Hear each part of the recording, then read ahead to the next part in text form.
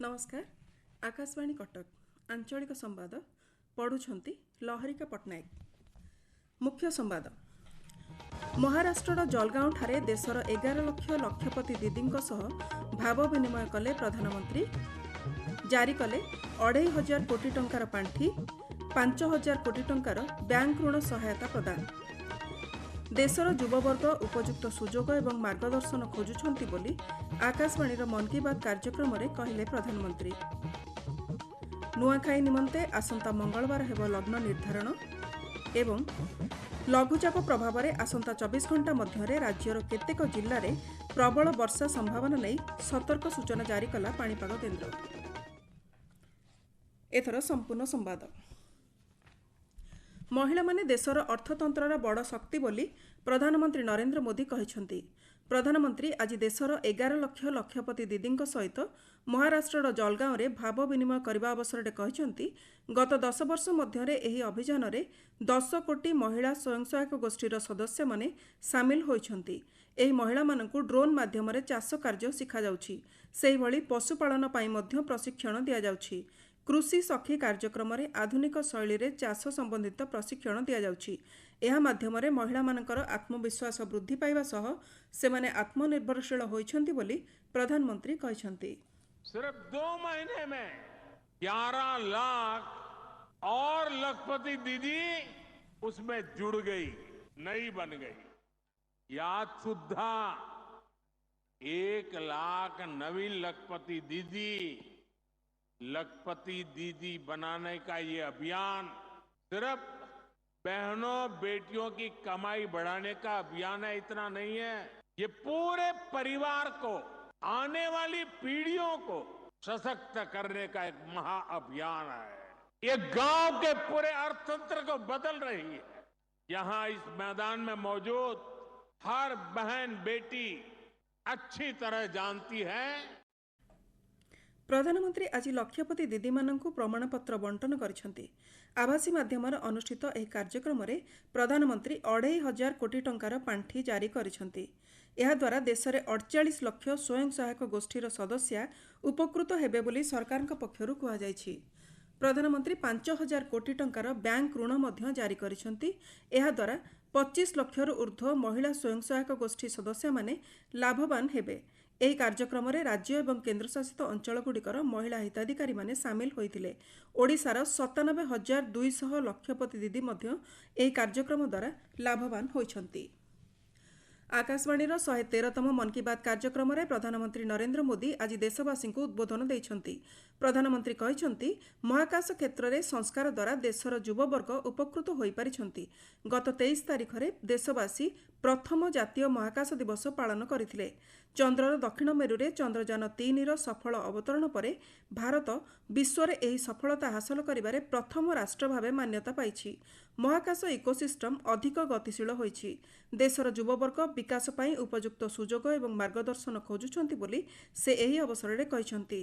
हर घर तिरंगा अभियान संपर्क में प्रधानमंत्री कहिछंती एही अभियान रे देशर विभिन्न प्रांतर लोक बहु संख्यार सामिल होई एहाकु एक सामाजिक पर्व रे परिणत करथिले। देश को एकतार सूत्र रे बांधिबारे एहा एक प्रकृष्ट उदाहरण सृष्टि करिथिला।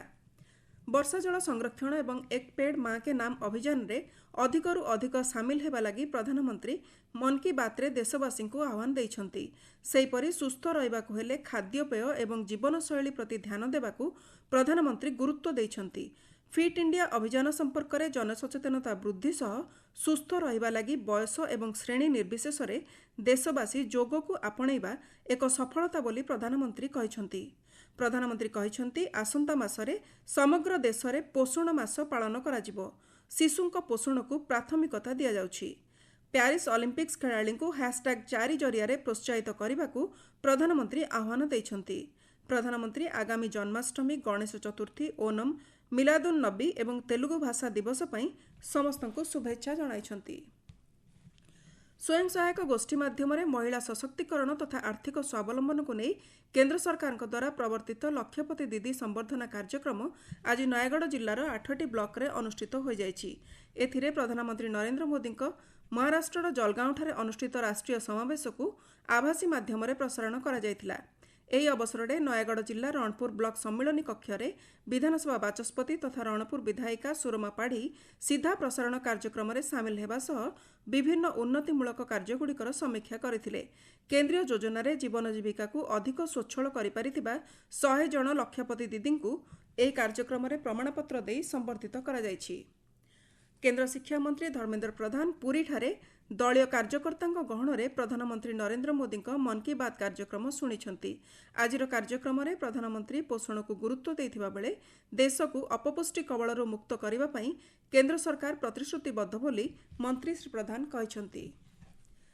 ବିଜେପିର କୋର୍ କମିଟି ବୈଠକ ଆଜି ଅପରାହ୍ନରେ ରାଜ୍ୟ ବିଜେପି କାର୍ଯ୍ୟାଳୟରେ ଆରମ୍ଭ ହୋଇଛି। ରାଜ୍ୟ ସଭାପତି ମନମୋହନ ସାମଲଙ୍କ ଅଧ୍ୟକ୍ଷତାରେ ଅନୁଷ୍ଠିତ ବୈଠକରେ ମୁଖ୍ୟମନ୍ତ୍ରୀ ମୋହନ ଚରଣ ମାଝୀ, କେନ୍ଦ୍ରମନ୍ତ୍ରୀ ଧର୍ମେନ୍ଦ୍ର ପ୍ରଧାନଙ୍କ ସହ ରାଜ୍ୟ ବିଜେପି ପ୍ରଭାରୀ ବିଜୟ ପାଲ ସିଂ ତୋମାର ଓ ସହପ୍ରଭାରୀ ଲତା ଉସେଣ୍ଡି, ରାଷ୍ଟ୍ରୀୟ ଉପସଭାପତି ବୈଜୟନ୍ତ ପଣ୍ଡା ଓ ଅନ୍ୟ ବରିଷ୍ଠ ନେତାମାନେ ଉପସ୍ଥିତ ଅଛନ୍ତି।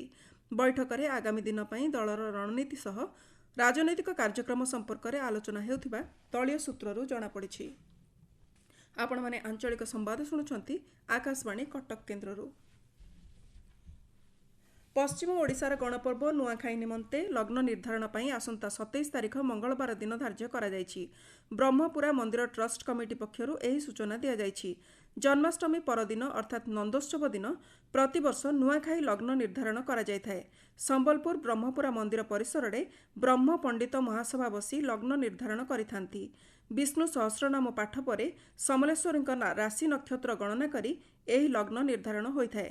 ଏହାପରେ ବ୍ରହ୍ମପୁରା ମନ୍ଦିର ଟ୍ରଷ୍ଟ କମିଟି ସଦସ୍ୟ ଓ ମନ୍ଦିର ପୂଜକ ମା ସମଲେଶ୍ୱରୀଙ୍କଠାରେ ଲଗ୍ନପତ୍ର ପ୍ରଦାନ କରିବାର ନିୟମ ରହିଛି। ଲଗ୍ନ ଅନୁସାରେ ପ୍ରଥମେ ମା ସମଲେଶ୍ୱରୀଙ୍କଠାରେ ନବାନ୍ନ ଲାଗି ହେବା ପରେ ସାରା ପଶ୍ଚିମ ଓଡ଼ିଶାବାସୀ ନବାନ୍ନ ଗ୍ରହଣ କରିଥାନ୍ତି। ସମ୍ବଲପୁର ଡିଭିଜନର ଲାଞ୍ଜିଗଡ଼ ରୋଡ୍ ଜୁନାଗଡ଼ ରୋଡ୍ ସେକ୍ସନର ଆଜି ବିସ୍ତୃତ ଯାଞ୍ଚ କରାଯାଇଛି। ରେଲୱେ ମ୍ୟାନେଜର ତୁଷାରକାନ୍ତ ପାଣ୍ଡେ ଅମୃତ ଷ୍ଟେସନ ପ୍ରକଳ୍ପର ଅଗ୍ରଗତି ସମୀକ୍ଷା କରିବା ସହିତ ବିଭିନ୍ନ ଷ୍ଟେସନରେ ଭିତ୍ତିଭୂମି ଏବଂ ଉନ୍ନୟନମୂଳକ କାର୍ଯ୍ୟ ତଥା ଯାତ୍ରୀ ସୁବିଧା ଯାଞ୍ଚ କରିଥିଲେ। ଯାଞ୍ଚ କରାଯାଇଥିବା ଷ୍ଟେସନଗୁଡ଼ିକ ମଧ୍ୟରେ ଭବାନୀପାଟଣା ଜୁନାଗଡ଼ ରୋଡ୍ ଷ୍ଟେସନ ରହିଛି। ସମ୍ବଲପୁର ଟିଟଲାଗଡ଼ ଓ ଲାଞ୍ଜିଗଡ଼ ରୋଡ୍ ଜୁନାଗଡ଼ ରୋଡ୍ ସେକ୍ସନରେ ଯାଞ୍ଚ କରାଯାଇଥିଲା। ସେ କର୍ମଚାରୀଙ୍କ ସହ ଆଲୋଚନା କରି ସମସ୍ତ କ୍ଷେତ୍ରରେ ସୁରକ୍ଷା ନିୟମ ପାଳନ କରିବାକୁ ପରାମର୍ଶ ଦେଇଥିଲେ। କୋରାପୁଟ ଜିଲ୍ଲା ବୈପାରିଗୁଡ଼ା ବ୍ଲକ ଅନ୍ତର୍ଗତ ପଡ଼େଇପଦର ଗ୍ରାମରେ ଦୂଷିତ ପାଣି ପିଇ 13 ଜଣ ଝାଡ଼ାବାନ୍ତିରେ ଆକ୍ରାନ୍ତ ହୋଇଥିବା ଜଣାପଡ଼ିଛି। ଆକ୍ରାନ୍ତମାନେ ଜୟପୁର ଓ ବୈପାରିଗୁଡ଼ା ସରକାରୀ ଚିକିତ୍ସାଳୟରେ ଚିକିତ୍ସିତ ହେଉଛନ୍ତି। ସମସ୍ତଙ୍କ ସ୍ୱାସ୍ଥ୍ୟାବସ୍ଥା ସ୍ଥିର ରହିଛି ବୋଲି ଜିଲ୍ଲା ସ୍ୱାସ୍ଥ୍ୟ ବିଭାଗ ପକ୍ଷରୁ ସୂଚନା ଦିଆଯାଇଛି। ଡାକ୍ତରୀ ଦଳ ଘର ଘର ବୁଲି ସ୍ୱାସ୍ଥ୍ୟ ସର୍ଭେ କରିବା ସହ ଔଷଧ ବଣ୍ଟନ କରୁଛନ୍ତି।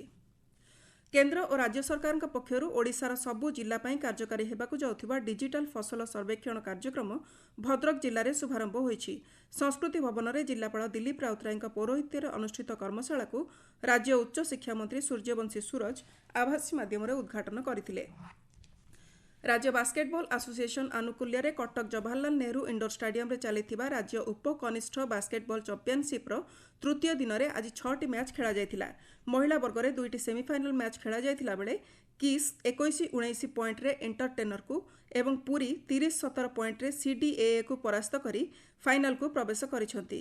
ସେହିପରି ପୁରୁଷ ବର୍ଗରେ ଆଜି ପୁରୀ ସେଲେଟିକ୍ସ, ବାଲେଶ୍ୱର ଓଏସସି, ବଲାଙ୍ଗୀର ସୁପ୍ରିମ ଏବଂ ଗଞ୍ଜାମ ସମ୍ବଲପୁର ମଧ୍ୟରେ କ୍ୱାର୍ଟର ଫାଇନାଲ ମ୍ୟାଚ୍ ଖେଳାଯାଉଛି। ଆସନ୍ତାକାଲି ସକାଳେ ପୁରୁଷ ବର୍ଗରେ ସେମିଫାଇନାଲ ମ୍ୟାଚ୍ ଅନୁଷ୍ଠିତ ହେବାକୁ ଥିବାବେଳେ ରାତିରେ ଉଭୟ ବର୍ଗର ଫାଇନାଲ ମ୍ୟାଚ୍ ଅନୁଷ୍ଠିତ ହେବ। ଦକ୍ଷିଣ ବାଂଲାଦେଶ ଓ ସଂଲଗ୍ନ ଅଞ୍ଚଳରେ ଲଘୁଚାପ କ୍ଷେତ୍ର ସୃଷ୍ଟି ହୋଇଥିବା ବେଳେ ଏହା ପଶ୍ଚିମ ଉତ୍ତର ପଶ୍ଚିମ ଦିଗରେ ଗତି କରି ଘନୀଭୂତ ହେବ। ଆଗାମୀ 2 ଦିନ ମଧ୍ୟରେ ଏହା ଉତ୍ତର ଓଡ଼ିଶା ଏବଂ ଝାଡ଼ଖଣ୍ଡ ଦିଗରେ ଗତି କରିବ ବୋଲି ଭୁବନେଶ୍ୱରସ୍ଥିତ ଆଞ୍ଚଳିକ ପାଣିପାଗ ବିଜ୍ଞାନ କେନ୍ଦ୍ର ପକ୍ଷରୁ ପୂର୍ବାନୁମାନ କରାଯାଇଛି। ଏଥିପାଇଁ ଆସନ୍ତାକାଲି ପର୍ଯ୍ୟନ୍ତ 17ଟି ଜିଲ୍ଲାରେ ପ୍ରବଳ ବର୍ଷା ସମ୍ଭାବନା ନେଇ ସତର୍କ ସୂଚନା ଜାରି କରାଯାଇଛି। ମୁଖ୍ୟ ସମ୍ବାଦ ପୁଣି ଥରେ। ମହାରାଷ୍ଟ୍ରର ଜଲଗାଓଁଠାରେ ଦେଶର 11 ଲକ୍ଷ ଲକ୍ଷପତି ଦିଦିଙ୍କ ସହ ଭାବ ବିନିମୟ କଲେ ପ୍ରଧାନମନ୍ତ୍ରୀ। ଜାରି କଲେ 2,500 କୋଟି ଟଙ୍କାର ପାଣ୍ଠି, 5,000 କୋଟି ଟଙ୍କାର ବ୍ୟାଙ୍କ ଋଣ ସହାୟତା ପ୍ରଦାନ। ଦେଶର ଯୁବବର୍ଗ ଉପଯୁକ୍ତ ସୁଯୋଗ ଏବଂ ମାର୍ଗଦର୍ଶନ ଖୋଜୁଛନ୍ତି ବୋଲି ଆକାଶବାଣୀର ମନ୍ କି ବାତ୍ କାର୍ଯ୍ୟକ୍ରମରେ କହିଲେ ପ୍ରଧାନମନ୍ତ୍ରୀ। ନୂଆଖାଇ ନିମନ୍ତେ ଆସନ୍ତା ମଙ୍ଗଳବାର ହେବ ଲଗ୍ନ ନିର୍ଦ୍ଧାରଣ ଏବଂ ଲଘୁଚାପ ପ୍ରଭାବରେ ଆସନ୍ତା 24 ଘଣ୍ଟା ମଧ୍ୟରେ ରାଜ୍ୟର କେତେକ ଜିଲ୍ଲାରେ ପ୍ରବଳ ବର୍ଷା ସମ୍ଭାବନା ନେଇ ସତର୍କ ସୂଚନା ଜାରି କଲା ପାଣିପାଗ କେନ୍ଦ୍ର। ସମ୍ବାଦ ଶେଷ ହେଲା। ଅଧିକ ସମ୍ବାଦ ପାଇଁ ଆପଣମାନେ newsonair.gov.in ୱେବସାଇଟ୍ ଏବଂ ନ୍ୟୁଜ୍ ଅନ୍ ଏଆଇଆର୍ ଆପ୍ରେ ଲଗ୍ଇନ୍ କରିପାରିବେ।